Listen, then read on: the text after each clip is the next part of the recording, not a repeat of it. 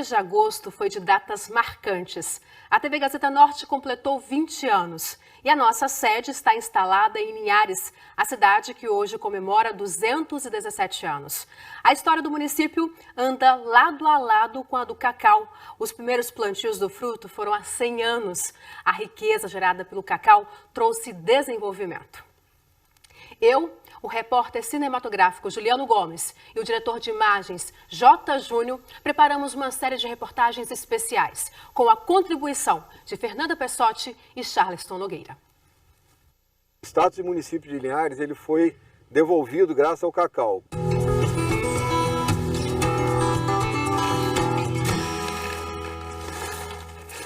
Quem entra pela primeira vez em Linhares não imagina que o município, com 166 mil habitantes e em acelerado crescimento econômico, um dia perdeu o título de cidade e virou distrito de Colatina pela falta de progresso.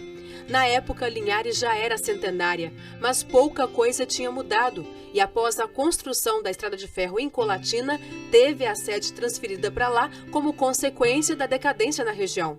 Hoje, o brasão da bandeira de Linhares exibe, bordado num amarelo vivo, o fruto responsável pela recuperação do nosso título de cidade.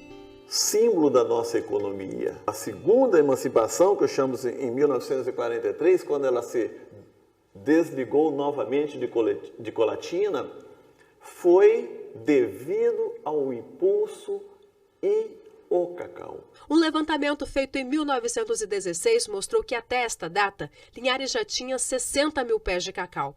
O problema é que as lavouras não apresentavam resultado satisfatório e o Espírito Santo, forte produtor de café, precisava de mais fontes de renda. É que a Primeira Guerra Mundial fez a economia entrar em crise. Foi pressionado pela baixa histórica do preço do café que o governador Bernardino de Souza Monteiro assinou em 21 de dezembro de 1917 o documento que marcou o início do plantio de cacau em grande escala aqui no estado. As terras às margens do gigante Rio Doce, sentido regência e povoação, foram escolhidas para a nova cultura. Para atrair plantadores, tempos depois, o governador Nestor Gomes criou a Lei 1402. O documento permitia a doação de terras a quem provasse que tinha lavouras de cacau em produção. A estratégia funcionou. O governo doava essas terras férteis do Baixo Rio Doce na proporção que as pessoas podiam empreender, com compromisso de plantar no mínimo 3 mil pés de cacau. Tendo êxito nessa condução, eles ganhariam o dobro de terra. E rolou até uma aposta na época. Pois é, a disputa foi entre a família Fontes e a Oliveira Santos, que eles apostaram quem conseguiria implantar 1 milhão de pés de cacau primeiro aqui no Vale do Rio Doce.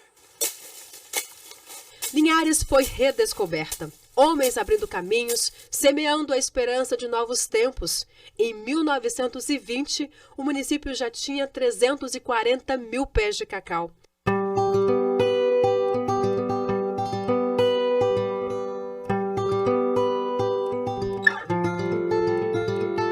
A primeira fazenda a plantar o fruto em grande escala foi a Maria Bonita. Comandada por Filogônio Peixoto, o baiano ganhou o apelido de pai do cacau.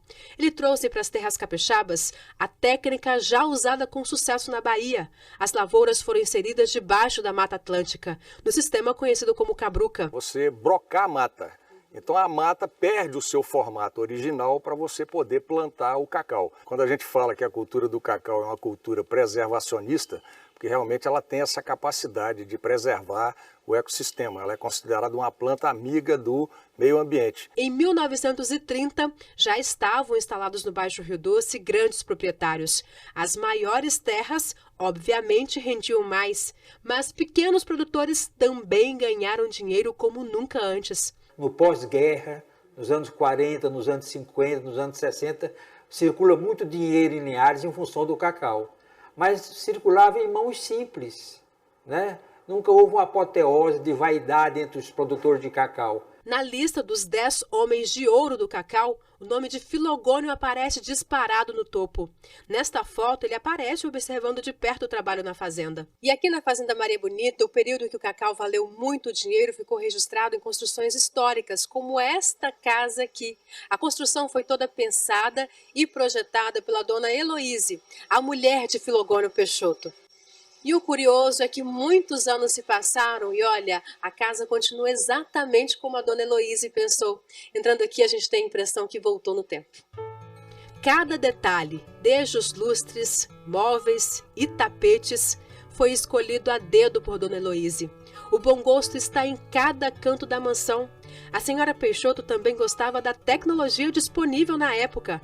Para ninguém se perder na casa que tem mais de 10 cômodos, um sistema sonoro foi instalado e funciona até hoje.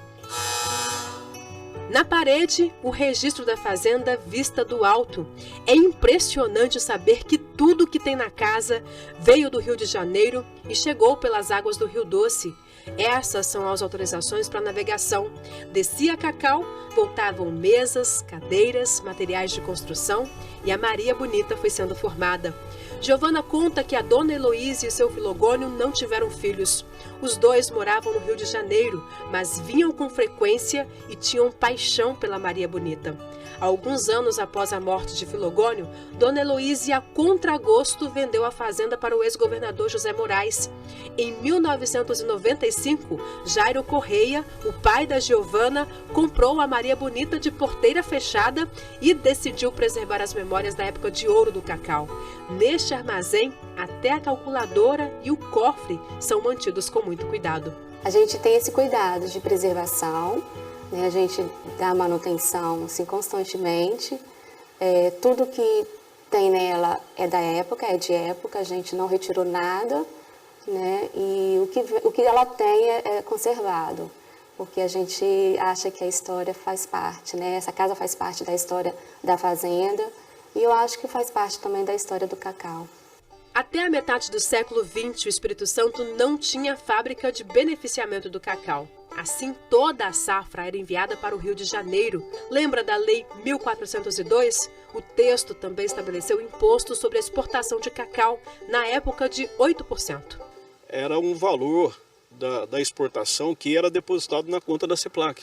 E existem pessoas que dizem que até o melhor prefeito que Linhares teve foi a CEPLAC.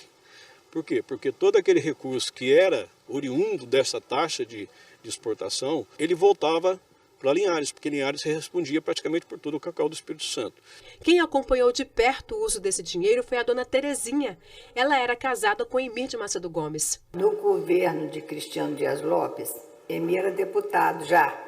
Aí ele convidou Emir para ser representante do Estado na CEPLAC, que tinha aqui a CEPLAC, mas a CEPLAC mesmo era em Brasília.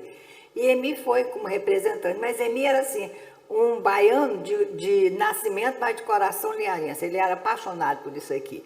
E tudo que podia conseguir de verba para Linhares, a CEPLAC tinha muito dinheiro, ele conseguia construir escolas, hospital, ajudou, né, a construção do hospital, ginásio, estradas, eletrificação rural, telefonia. A construção da Ponte Presidente Vargas em 1954 possibilitou a ampliação do desenvolvimento da cidade. E Linhares, a terra do cacau, não parou mais de crescer.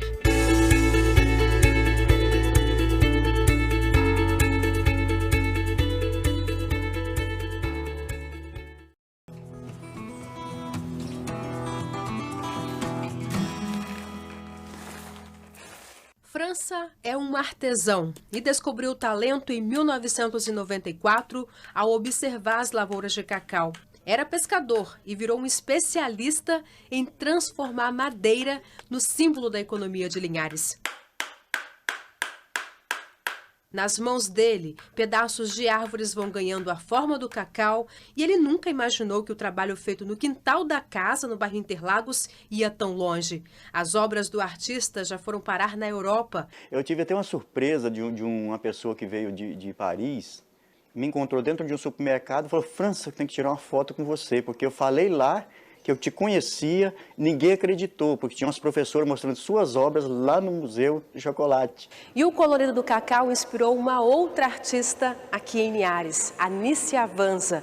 É aqui na Igreja Matriz, Nossa Senhora da Conceição, no centro da cidade, que está uma das maiores obras da artista. E é só quando a missa acaba que os católicos têm a oportunidade de apreciar Festa no Céu, pintada em janeiro de 1975, há 42 anos.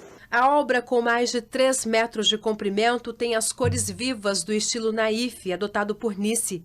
Mas é aqui na Serliges, a casa que guarda a história de Linhares, que estão vários quadros da pintora. Nós temos aproximadamente 43 obras. Todas as suas obras, você pode ver que tem os traços do cacau, os traços da representatividade econômica de Linhares, que ela viveu muito bem na Baixada desse Rio Doce. Nice nasceu em Vitória e veio morar em Linhares depois de se casar com o dono de uma fazenda de cacau, daí a sua paixão pelas cores da lavoura. Ela morreu em 1999. Antônio Bezerra era amigo pessoal de Nice e conta que a artista usava tintas e pincéis para mostrar como o corriqueiro era extraordinário.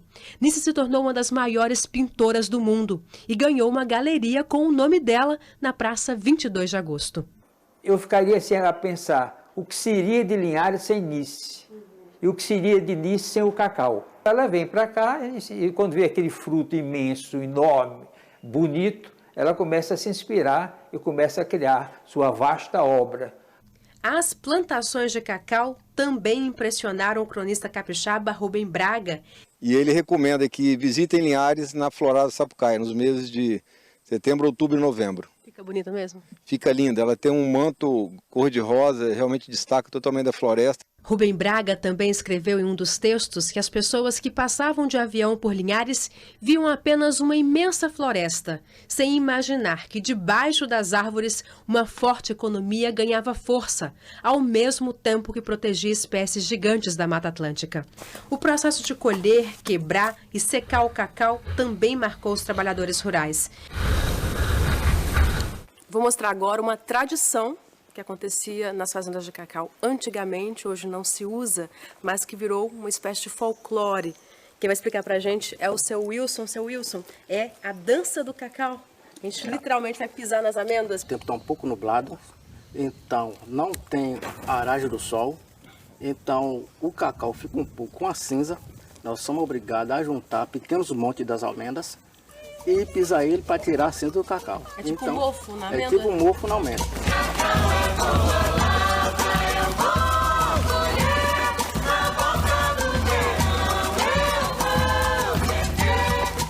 Opa, é liso mesmo. É devagar.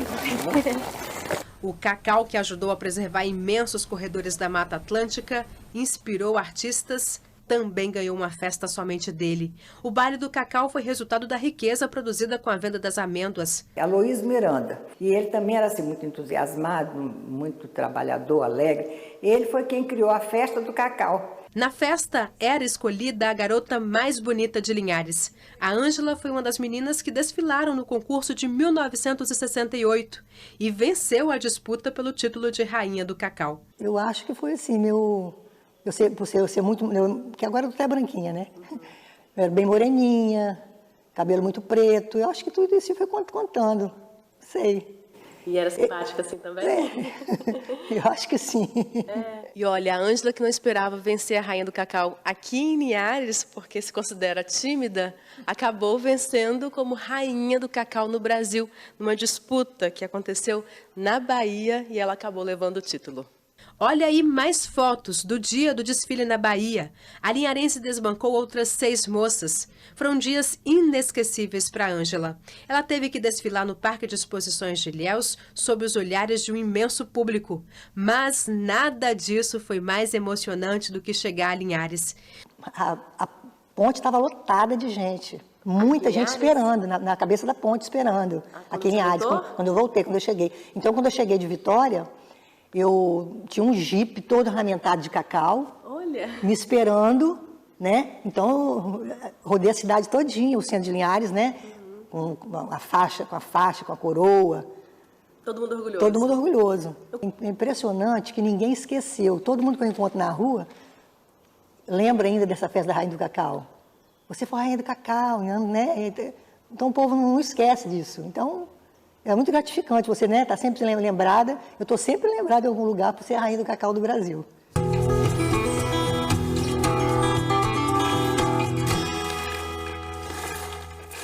Paulo mora mostra orgulhoso a fazenda de cacau renovada. Somente nesta área são 45 mil plantas, a maioria já carregada de frutos. Antes, toda a produção era vendida para fábricas, mas como o preço do cacau, hoje em torno de R$ 450 a saca, oscila muito, o agricultor decidiu fazer chocolate e conta que já vai começar a exportar barras e bombons. Temos hoje o mercado do Canadá, que foi aprovado nosso produto, já temos pedido, o mercado da Arábia Saudita e o mercado de Dubai, e o mercado alemão também, que nós também já temos pedido. Então, eu vejo que com a nova etapa da nova fábrica, nós vamos ter muito trabalho para poder conseguir abastecer todo esse mercado que nós começamos a construir há 4 anos atrás. Theobroma cacao. Esse é o nome científico da árvore e significa alimento dos deuses. O fruto que encanta até hoje foi descoberto muito antes de Cristóvão Colombo chegar às Américas. Conta a história que foram os maias e os astecas os primeiros a extrair das amêndoas um líquido amargo, capaz de produzir força e disposição. Naquela época, as sementes secas, além de alimento, eram usadas como moeda. Foi em 1502, em sua 4ª viagem à América Central, que Colombo recebeu de um chefe asteca sementes de cacau. Na Europa, a bebida amarga ganhou ingredientes como açúcar e leite. Com um sabor mais agradável, o produto virou uma paixão mundial. O consumo de chocolate no Brasil é em torno de 2,5 kg por pessoa. Entre os países produtores de cacau, somos os que mais comem chocolate. Mas é nas regiões frias, como a Europa, que ele faz mais sucesso. Para se ter uma ideia, na Suíça, o consumo chega a quase 12 quilos por habitante. A nova aposta agora é o chocolate amargo, com mais cacau na composição. Para chegar ao sabor concentrado, a qualidade da amêndoa faz toda a diferença. Por isso a gente veio até a Fazenda São Luís, em Povoação. É daqui a melhor amêndoa de cacau do Brasil. O produtor se prepara agora para viajar para Paris, na França, onde vai disputar o título de melhor amêndoa do mundo com produtores de vários países. O dono da fazenda é o Emir. Ele explica que os cuidados começam já na colheita. Todas as etapas são importantes. A etapa seguinte depende da anterior. Então, tem que serem bem feitas para que a gente possa ter um resultado final, que é o chocolate satisfatório. Então, a colheita a gente faz no tempo certo de maturação. A quebra a gente já seleciona os frutos sadios dos frutos doentes. Daqui as sementes seguem para a fermentação, vão para a barcaça e depois de secas são armazenadas. Todo esse cuidado começou quando o Emir também decidiu produzir chocolate. Essa aqui é praticamente a última etapa antes da amêndoa seguir para a fábrica para virar chocolate. E neste ponto aqui, do armazém, a gente consegue ver bem a diferença do cacau que você produz para o chocolate, do cacau que você vende para a fábrica, para o mercado como um todo, né, Emir? Exatamente. Aqui a gente pesa em 60 quilos para poder vender para a indústria, o cacau de mercado, e o cacau do chocolate tem um diferencial, porque foi um cacau mais apurado, nós tomamos mais cuidados, ele foi melhor trabalhado para poder fazer o chocolate. Hoje, a produção de chocolate do Emir é de 350 quilos por mês. E a venda das barras e bombons já acontece em mais de 10 municípios do estado. Em Linhares, também encontramos produtores que estão virando chocolateiros. Olha o seu José Luiz aí. Ele fez pesquisas na internet, comprou essa máquina e na cozinha de casa já prepara bombons para vender. Está gostando tanto do retorno que já planeja abrir uma fábrica em Linhares. A gente queria agregar valor à nossa fazenda. E uma maneira simples e fácil foi fazer chocolate. A gente tem uma área que ela tem um espaço. Nesse espaço a gente quer fazer a nossa pequena fábrica de chocolate. Nós temos uma pequena fábrica de chocolate, mas vai ser realmente chocolate. Chocolate de 70%, 46%, até o chocolate de 100%. Os produtores também investiram em nibs. É a venda da amêndoa triturada, que pode ser adicionada a outros alimentos e é mais saudável. Nesta fazenda, mais uma ideia inovadora. Chico quer colocar no mercado o cacau cru. Esse é um cacau extremamente funcional e você percebe, você come 2, 3 castanhas dele, entendeu? É sucesso nas academias, o pessoal para malhar e ajuda também a concentrar. Muito bom. Ela tem um sabor um pouco adocicado no início, você se sente bem. O sabor da amêndoa, mas não tem aquela acidez da amêndoa normal que você pega seca ali e come. Lembra um pouco nós, né? Lembra nozes. O Chico não mostra a etapa de processamento, porque ainda está patenteando o produto.